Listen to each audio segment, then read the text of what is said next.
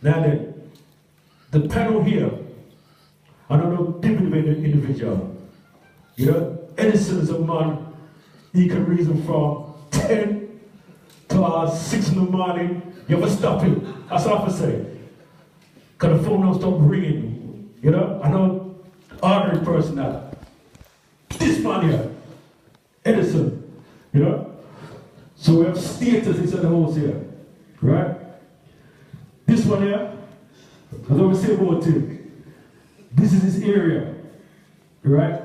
Relationship, abuse, and awesome. In fact, in talk earlier was in the film, Looking for Love. Yeah? We're not talking about you, dear. You know, you're the chairperson. You know?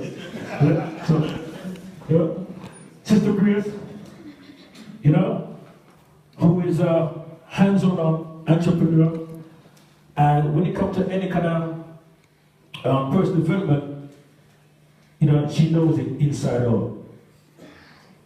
Who's from Canada? Oh, sorry. Now this one, she knows her subject. In fact, she talked about her experience. And do you feel that experience? Yeah? And she, again, when she talks, she can talk forever. Right? Because you got enough information and knowledge. So not a different person to put together. See?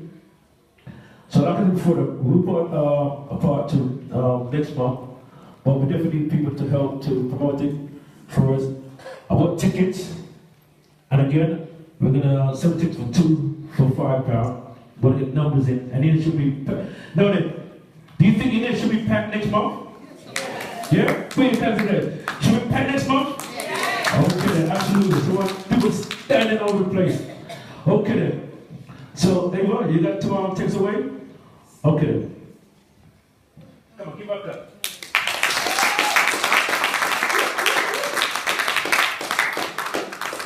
So let me reintroduce myself. My name is Elva Williams. I'm a student journalist, and I can't say that I'm an expert on the subject domestic violence, but I can tell you this: I've lived it, and this is what I want to share with you today. I'm not going to go into the details because obviously we don't have the time for that. But a couple of things that I think that we've missed. Firstly, what domestic violence really is. You can take a read through that. We seem to forget about, or not forget, some of us, because we've lived it, we seem to think about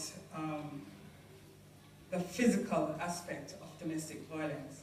And whilst that is huge, it is so much easier to deal with because we can see it for ourselves. We can see when our neighbor or the child or someone, we can see the bruises of someone who's affected by physical violence. What we can't see, and I stand corrected, there was a sister earlier that I said that emotional is much bigger. I stand corrected. Abuse is abuse and it is wrong. All sorts of abuse is wrong. But I want to talk from my point of view, emotional abuse, financial abuse. These are things that we won't be able to see. And it can hurt you to the core because it can affect you mentally, which it did for me. I was in a situation where it was not like I was beaten, but I was told, you're worthless. And it's not a point that I had no self-esteem. I had self-esteem. I had pride, but it was taken away from me. And a lot of us, I think, we sit here and we ask why, or why did you stay that long?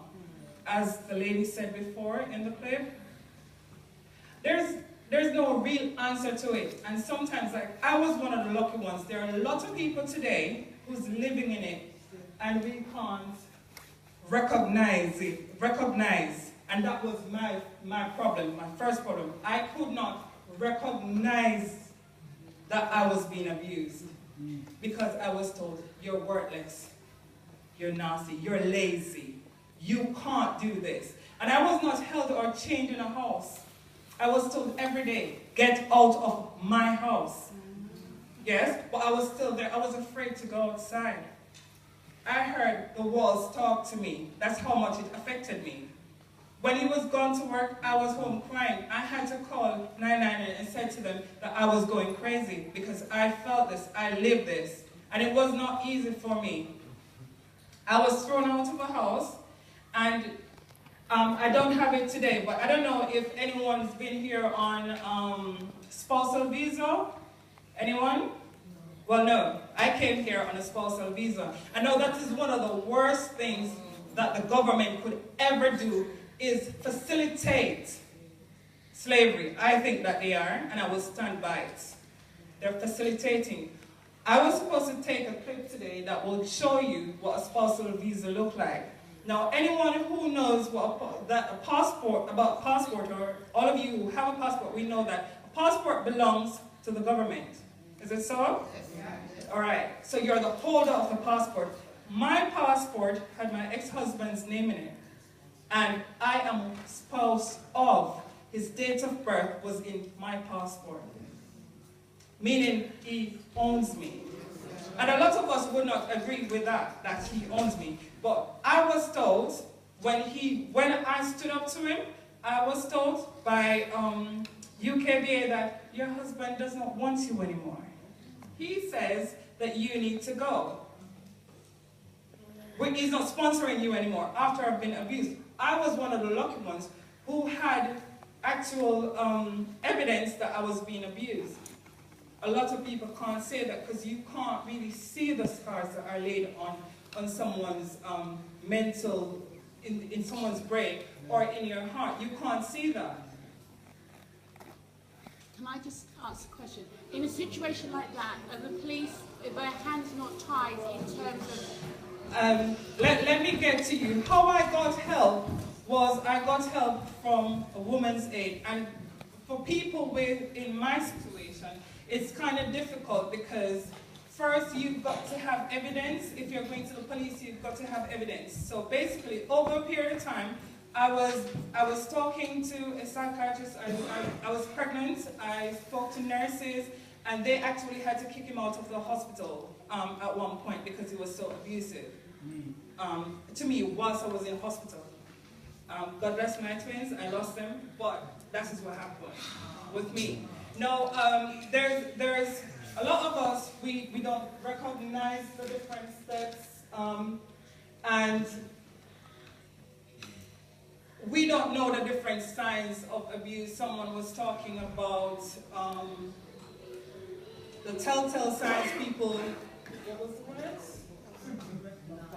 Love bombing you, and it is for real. They put you in a secure space. One word that I can tell you about is isolation. That word. Before they don't take you away from your family, if they don't move you to another city, what they normally do is they cause problems. And it's not necessarily saying that you can't go out with your friends this weekend. You know what they do? They set up this romantic evening with you. So therefore, every Thursday you used to go out with your friends, they'll do that. Because they can. Because they're showing you that they've put you in a place where they've become your whole world. And then you let go. They isolate you from your family. But if you, at any point in your time, if you've got to ask yourself these questions,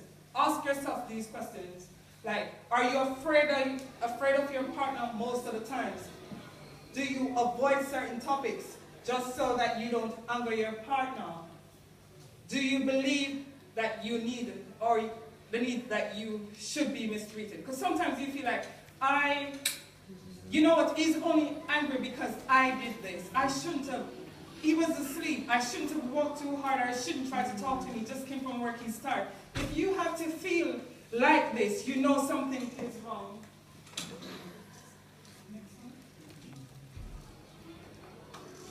And if your partner humiliates you, criticizes you, treats you badly, ignore you, put you down, blame you for their abusive behavior, or see you as a property, or sex object. Now, that is one of the other things. That is why I think we do need a part 2 and a part 3.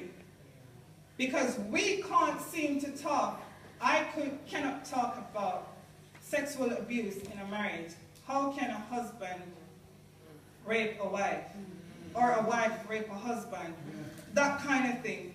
It is really deep, and it goes right through, like so much things going on with that right there. But how you can get help? Oh, I got help. I was lucky enough to, I reached rock bottom, and I almost killed myself. I needed help. I could not get the help because of the spousal visa has a thing called no recourse to public funds. So I could not get shelter. I couldn't get housing. I couldn't get nothing. I have got no recourse to public funds. I was here alone. I did not meet my family at that time. Now I know my family. Now I called a lot of different charities thanks to Google. I went on and I called Women's Aid. And there was a lady on the other line from Solace Women's Aid who actually helped me. And I actually almost killed myself. I ended up in a hospital. I overdosed and she found out what I'd done. So I am actually a survivor. They're from Solace Women's Aid. They have, they don't really get a lot of funding, and they've got people funding for them. One person is Yolanda, and she's on Facebook, and she's doing a sponsored run, and she has a black tie event on the 27th or the 29th of July. I must check it out and give you all the information.